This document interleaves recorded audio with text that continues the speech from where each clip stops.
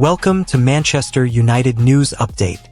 Subscribe for more Manchester United news, match previews, and transfer updates. The latest round of Manchester United accounts have been released, showing the price of sacking Erik Ten Hag and Dan Ashworth last year, and United fans in the Manchester Evening News comments section are despairing at how much money has been spent without improving the club. Accounts for the last quarter of 2024 show the cost of sacking Erik Ten Hag and his backroom staff, along with Ruud van Nistelrooy after his spell as caretaker, put United £10.4 million out of pocket. The price for both hiring and sacking sporting director Dan Ashworth after a lengthy pursuit during his time with Newcastle United was £4.1 million. A hefty sum for a half-year of work. These latest figures mean that the club have spent approximately £70 million on sacking managers and staff since the end of Sir Alex Ferguson's reign. Other compensation packages detailed in accounts in recent years include £24.7 million in 2022 for Ole Gunnar Solskjaer and Ralf Rangnick, and £19.6 million in 2018 for Jose Mourinho. The figures don't make for impressive reading for many fans, regardless of their thoughts on those sackings. Reader 29 and counting says, languishing in 15th after spending £10.4 million to sack Ten Hag for the reason to get top four, and now looking at a relegation scrap with another 2 or 3 defeats. Whoever made that expensive decision needs to be fired. Mickey Finn writes, well, everyone wanted Etich sacked. Surely none of us expected it to cost nothing. It does make me wonder if this is instead of replacing players, who they instead kept giving bigger and bigger contracts to. Just think, both Mourinho and Rangnick wanted to get some of them sold and replace them. Joel Glazer is supposed to have vetoed the sale of Marshall even. If the club had listened instead of sacking those two, we may have made progress. They have to now listen to Amorim regarding these players and finally offload the problem players. Stefan writes, the saddest reality of it all is that there is clearly toxicity running right through the playing setup. The owners write the checks, but the staff make the choice on who to hire and who to control the daily running of the shambles that is Manchester United. Manu Mike says, horrific corporate management. Cartmanez writes, Dan Ashworth, you've done well. Could United be any worse run? I thought the Glazers were bad, but Sir Jim makes them look brilliant in comparison. Like Sang adds, how much is being paid to this mismanagement team who haven't got a clue about running a football club? Dambuster007 thinks one payout is especially galling. The money to pay off Ashworth should come from Ratcliffe's own pocket. 19 players could miss Everton versus Man Utd as Ruben Amorim injury woes become clear. Manchester United will not be alone in dealing with injury concerns heading into the weekend's Premier League action. Saturday will see United travel to Goodison Park to take on Everton in the top flight as they aim to return to winning ways. Ruben Amorim's side go into the game on the back of a 1-0 defeat to Tottenham Hotspur last weekend and will be determined to get 3 points on the board.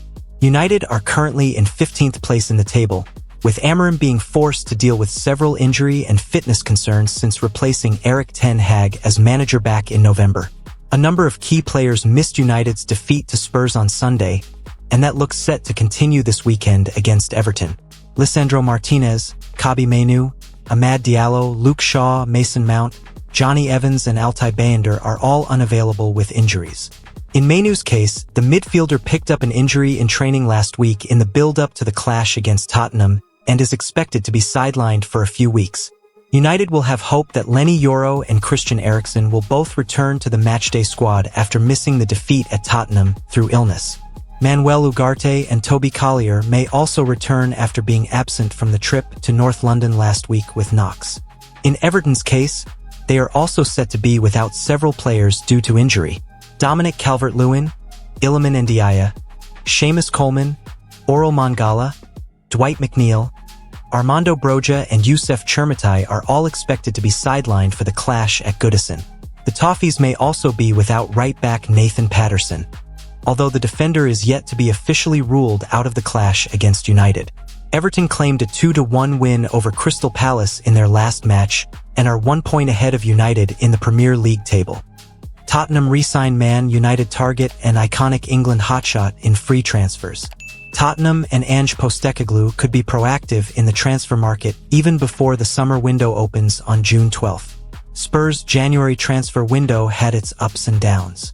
The club brought in Antonin Kinski, Kevin Danso, and Mathys Tel but missed out on strengthening other key areas.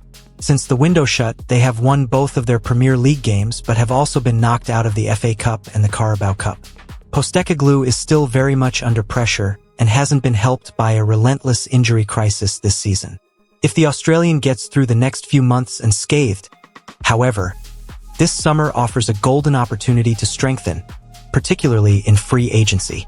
The likes of Jonathan David and Angel Gomez, both at Lille, are now free to hold pre-contract talks, and either signing would boost the Spurs squad a great deal. The club have certainly reaped the success of free agents in the past, with Mirror Football now taking a look back at 5 big-name stars Spurs managed to snap up for nothing. Spurs, under Antonio Conte, moved quickly ahead of the 2022 summer transfer window to bring in Ivan Perisic on a free transfer. The then 33-year-old was signed as a versatile wide player on a 2-year deal, having won Serie A the previous season under Conte and the Champions League with Bayern Munich a year prior. The experienced Croatian had been a long-time target of Premier League rivals Manchester United, with Jose Mourinho desperate to bring Perisic to Old Trafford in the summer of 2017. However, Inter turned down a bid from the Red Devils, delaying Perisic's move to England by several years.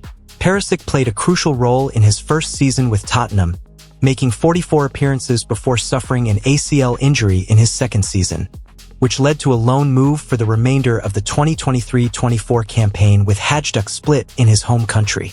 This term, he has enjoyed a resurgence in his first season with PSV, who were locked in a title race with Ajax. Fraser Forster. Goalkeeper Fraser Forster was signed within days of Conte bringing in Perisic in June 2022, also on a free transfer. The experienced goalkeeper would begin his Spurs career in July on a 2-year deal, once his Southampton contract had officially expired. Forster still plays for Spurs as a backup goalkeeper, having made 34 appearances across all competitions, including 13 this season in the absence of Guglielmo Vicario.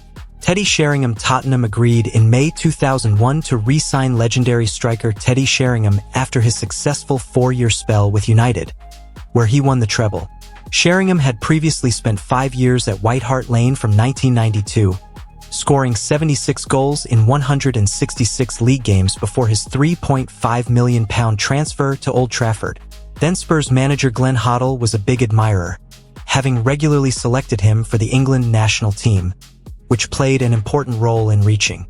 Unai Emery's 2-word assessment of Marcus Rashford hints he might have played his last game for Man Utd. Manchester United fans have probably got Aston Villa as the team they follow the most after Ruben Amorim's squad right now, and that is down to Marcus Rashford.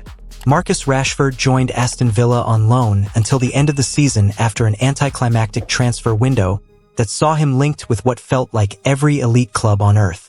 Rashford's move includes a buy option for Villa, a fee that is probably disappointing for Man Utd but pretty good considering his wages and his situation at Old Trafford.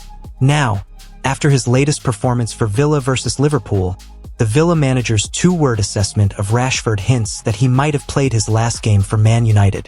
Unai Emery's Marcus Rashford assessment versus Liverpool. Rashford had a great start at Villa and then followed it up with an even more exciting cameo against Ipswich in the league. He received his first start for Villa against United's fierce rivals Liverpool, and Man Utd fans would have undoubtedly kept a close eye on how he performs. Fans reacted to Rashford's display against Liverpool with optimism, as he played in an extremely attacking frontline that could have turned over Arne Slot's men. Ultimately, it ended in a 2-2 draw with Rashford playing 67 minutes, and Unai Emery was all praise for him after the game, declaring in 2 words that he is adapting fantastically at the club, a clear hint that he might not return to United again. In an interview with BBC Sport, Emery said, "They played good Marco Asensio and Marcus Rashford. They are adapting fantastically. They played 60 to 65 minutes, so it's another step forward from them by getting confidence in minutes, knowing the players and the idea. So they played well." Man Utd have likely seen the last of Rashford playing for the club. Rashford adapting fantastically at Villa is bittersweet news for Man Utd fans, because if his initial performances are any indication, then he's not returning to Old Trafford. The chances of that happening were remote anyway, so sour was his relationship with Ruben Amorim, but there was still hope. Fans could see a scenario where he impresses at Villa, but his wages make it impossible for him to sign there permanently, leading him to return to United in a more confident way. However, with Emery quickly becoming Rashford's fan, it is hard to see how a deal doesn't get done with the player on personal terms, as the buy option means the transfer fee is already negotiated. Expect Rashford to line up against United next season in a bittersweet moment for fans.